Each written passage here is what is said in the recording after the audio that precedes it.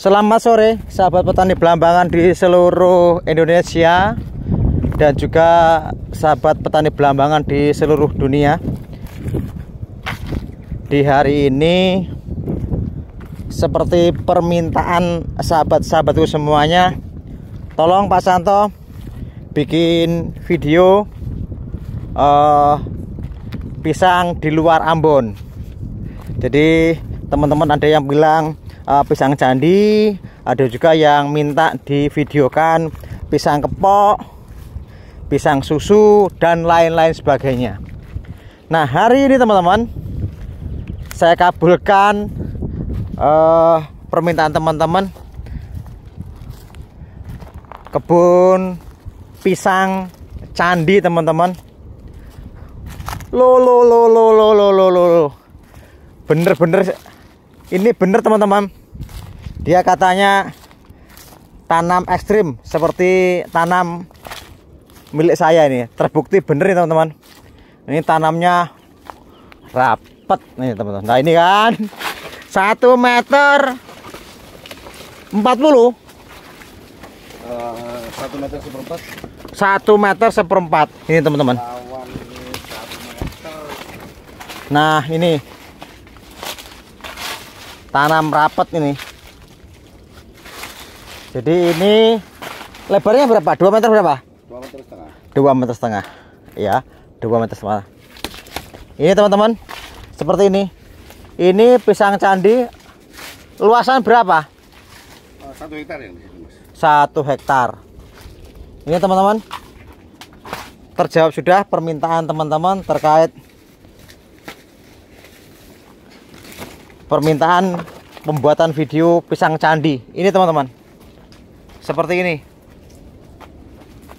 Paretnya masih dikesrek-kesrek. Ya, ini saya belum wawancara dengan ownernya.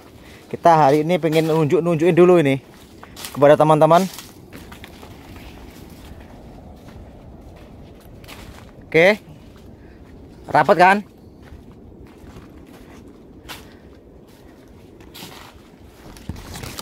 Oke teman-teman, seperti yang Anda lihat seperti ini nggak lama lagi akan berjantung. Ya mudah-mudahan di kisaran 4 sampai 3 sampai 4 5 bulan sebagian sudah ada yang akan berjantung. Selamat sore Pak. Selamat sore Mas, untuk yang kesekian kalinya.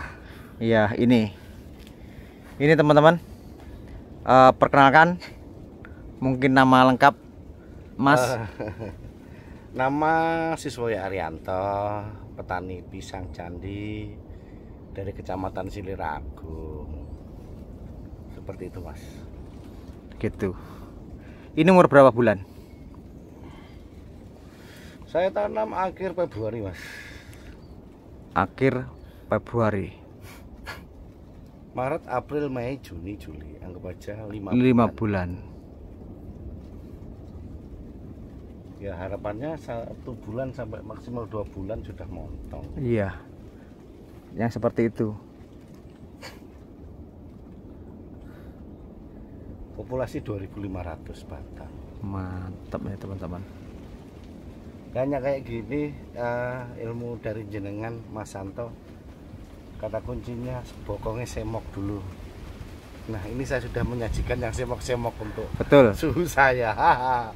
Jadi gitu, kita diskusi tahun lalu bahwasannya kalau tanam pisang itu targetnya seperti inilah. Ini meskipun usia kecil, sebentar teman-teman saya tunjukkan. Ini kecil tapi kelihatan sudah semok ini.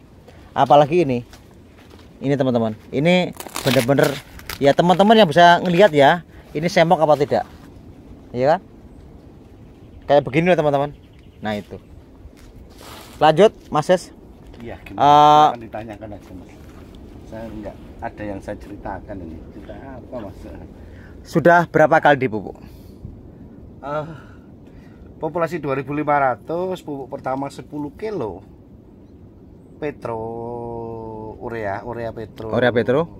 Non itu 10 kilo, terus pupuk kedua 10 kilo, pupuk ketiga 10 kilo.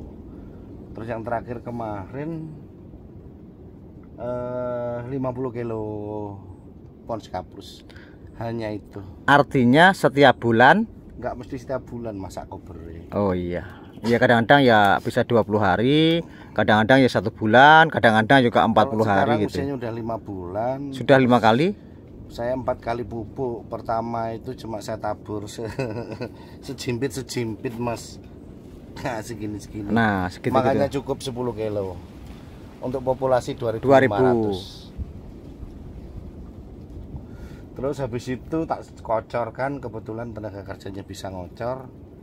10 kilo dikocorkan. Habis itu 10 kilo lagi sebelum lebaran itu. Terus terakhir ya 2 minggu yang lalu. Ya hanya sesederhana itu sih Mas. Nah itu teman-teman, jadi saya tidak bercerita banyak, tapi yang jelas Mas sudah menggambarkan. Jadi anak-anaknya sudah terinden. Anakannya sudah gimana? Terinden? Sudah terinden Mas. Nah itu teman-teman. Kalau sahabatnya Mas Santo butuh anakan candi dari kebun kita, kebun Sivara kita, dapatnya mungkin bulan 12. Karena sudah ter-request semua. Sudah banyak yang ngantri lah. Banyak yang ngantri Mas, alhamdulillah. Pesanan sampai musim penghujan sudah kurang lebih ada 50.000 batang anak Mas. Nah itu permintaannya teman-teman, sangat luar biasa kebutuhan anakannya. Nah terus hanya gambaran saja dari uji risetnya kita kemarin, pisang itu dibumbun wajib, cuma tidak boleh terlalu tinggi. Apalagi kalau pisang candi, nggak boleh sampai terlalu tinggi. Kebetulan kemana ada di kebun induk kita itu terlalu tinggi Mas. Jadi kalau karakternya pisang candi itu kan akar naik. Ya. Kalau terlalu tinggi, akar naik semua, akhirnya roboh. Ya dibumbun sederhana kayak gini. Kemarin buat salurannya kita pakai mesin kultivator itu yang kecil. Yang gerek-gerek gitu ya? Gerek-gerek gitu terus. Ya sama anak-anak tertimbunkan di kanan kirinya. Kanan kirinya. Kalau kita berbicara peluang usahanya bagaimana? Enggak janjian, enggak gimana peluang usahanya? Kalau di pedesaannya dalam 2 tahun petik 6 kali sih. Ya seperti itu aja. Kita kalau pisang candi ini Mas, hitungannya low rise, resikonya sangat kecil, mendekati zero. Artinya apa? Dari 2.500 populasi anggap saja, kebetulan kita pakai agak ekstrim sedikit. Biasanya untuk 1 hektar kita kasih itu 2.000 batang, tapi sekarang kita coba 2.500. Itu nanti ya tetap serangan itu pasti ada, cuma kecil banget risikonya. Cuma ada satu kekurangannya Mas, kalau pisang candi itu harganya tidak bisa se-amasing pisang Ambon, hanya itu aja. Cuma kalau bagi pebisnis yang cari aman seperti saya, bukan pebisnis yang uji adrenalin, ya cukup dah dengan pisang candi. Asumsinya begini, 2 tahun saya petik 6 kali. Kalau 2.500 batang itu sudah 15.000 tandan dalam 2 tahun. 15.000 tandan saya kalikan 40.000 aja, sudah 600 jutaan dalam 2 tahun. 2 tahun. Ya, margin errornya anggap aja 5%. Masih 500 sekian lah. Plus biaya sekalian anggap aja 50 juta, ya masih dapat cuan 500-an juta dalam 2 tahun. Masih mantap lah ya. Masih mantap. Masih mantap. Bagi kami cukup seperti itu Mas. Iya. Ya mudah-mudahan tidak ada kendala sampai di akhir season. Lah anakannya sendiri sudah ter-request ini. Nggak ngerti nih Mas, segini apa udah berani diambil ya Mas? Iya, berani sih berani, tapi sayang dulu lah. Ntar lagi. Iya ntar lagi lah. Konsepnya hanya induk, terus kita anakkan 2, terus habis itu kita anakkan 3, pas 2 tahun nanti. Hitungannya pas 2 tahun. Itu teman-teman. Jadi mudah-mudahan pertanyaan teman-teman di kolom komentar terjawab sudah ya. Jadi peluang candi itu sangat menjanjikan, bisa dikembangkan di wilayah teman-teman. Nanti kalau teman-teman membutuhkan informasi bisa telepon saya atau bagaimana, Atau kalau membutuhkan bibit ya nanti bisa hubungi langsung Mas Sis. Ya bisa hubungi Mas Santo lah, gitu. Semuanya bisa diatur. Ya. Seperti itu. Cuma ya itu tadi jadwalnya memang masih padat untuk bibit. Jadi konsepnya sederhana. Candi itu nggak butuh waktu lama banget. Tetapi harus terkonsep. Terkonsepnya adalah yang petik 6 kali lah 2 tahun. Habis itu bisa dibabat, diremajakan, tanam lagi di sebelahnya. Induknya ini jadi bank bibit, kita ada pertumbuhan baru. Jadi untuk sisirannya buah tetap bisa stabil. Kalau target kita rata-rata besok kita punya target 6,5 per tandan sisirannya. Asumsinya ya ada yang 8, ada yang 7, ada yang 5, ada yang 6. Ketika dibagi jumlah sisir dengan jumlah tandan, ketemunya per tandan biar 6,5 sisir. Nah, kita asumsikan teman-teman lagi ketika itu 7.000 saja sudah 42.000 kalau 6 sisirnya. Padahal sekarang sudah ketembus ke angka 10.000. Iya. Asumsinya rata-rata sudah 50 sampai 60.000 per tandan. Tinggal kalikan saja kalau 2.500 dengan margin errornya 5%, biayanya 5%. Yes, masih cukup banyak. Lumayan. Jadi rekomendasi teman-teman yang mau tanam candi, silahkan. Metodenya seperti ini, seperti yang ada di depan kita ini. Dulunya Mas, ini kan lahan-lahan los ya Mas. Iya. Dalam artian tidak ada got dan sebagainya. Kita langsung tanam aja wes, serahkan sama Tuhan hasilnya. Iya. Dan sudah usia 3 bulan 4 bulan baru kita buat saluran kecil besok untuk menjaga pengairan. Ya. Pengairannya sudah ada dan teman-teman ini pengairannya airnya setengah asin di sini. Setengah payo. Tapi hasilnya begini teman-teman. Jadi ini kadang-kadang di Kali Putih ini airnya tidak melulu air putih, air segar. Kadang-kadang air payo masuk dia. Kita ngambil di sumur bor, Mas. Di sumur bornya. Sumur bor cuma airnya masih juga asin. Payau. Tingkat keasinannya hampir 50% ya Mas. Oh mantap kalau begitu. Tapi kan yang terpenting kan hidup dan subur. Ini buktinya teman-teman. Ya. Nah ini. Dan ini semenjak tanam masih ada dan belum pernah menerima pengairan. Rencananya minggu depan kita mau ngairi dengan irigasi yang asin. Kemarin sudah kita tester dan tidak ada masalah.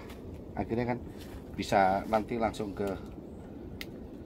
pengairan langsung. Jadi kita nggak berani ambil resiko Mas, kemarin tak coba dulu Mas. Jadi satu bulut, satu manten ini dicoba. Ini teman-teman. Oh iya teman-teman, ingatkan kembali. Jadi kalau teman-teman pengen sukses bertani pisang, syarat sederhananya adalah membuat batang semok. Itu rumusnya. Wajib itu Mas. Kalau itu wajib. Batang semok. Saya dulu bilang begitu ditertawain saya itu ya. Jadi gagasan saya itu ditertawain banyak orang. Saya belajar Mas, saya ambil pokok-pokoknya saja. Jadi ilmu yang panggah mancep nengati dari Mas Susanto untuk saya itu ya. Pokok semok itu tadi. Ya, jadi bikin batang besar. Dengan batang besar itu pasti yakin saya. Kalau batang sudah seperti ini, masa bisa menggaransi bahwa ini nanti bokong semok ini nanti bisa 7 sisir ini. Nah lah ya kan 7 sisir. 7 sisir kali 10.000 dah 70.000. Kali 2.500. Mantap. Lumayan. Alhamdulillah. Nah, ini teman-teman, saya selalu mengingatkan kepada teman-teman. Saya kalau menyampaikan gimana? Kalau tanam itu rapat, teman-teman. Jadi tanam pisang itu rapat begini loh, gitu loh. Karena angka perputarannya sedikit kali banyak itu, kali sering. Ya. Itu loh teman-teman. Nah, saya kembali lagi bahwa kualitas kuantitas itu ditentukan juga dari jarak tanam kayaknya Mas. Jarak tanam rapat itu bagi orang Jawa, misalkan orang-orang yang mbah-mbah kita kayaknya nggak masuk akal. Cuma selama nutrisinya itu tercukupi, saya pikir tetap bisa besar. Nah, ya. Itu yang pertama. Yang kedua, apa ya? Kita pasti menang di populasi. Terus pisang itu kan juga butuh kelembapan. Ketika kita nanam rapat, kan pasti tetap lembab. Kalau lembab, ya subur. Itu teman-teman, beliau sudah menjawab. Jadi saya tidak harus nambahi penjelasannya. Itu kenyataan yang ada kalau dulu itu kakek-kakek kita, nenek-nenek kita itu tanamnya jarang-jarang biar besar. Itu karena apa? Mereka nggak pernah dipupuk. Iya. Kita tanam rapat lah. Ini rumputnya tanpa herbisida juga. Iya kan? Itu teman-teman. Rumput malah kita pelihara sebagai peneduh. Sebagai peneduh agar ini kelembapannya masih terjaga.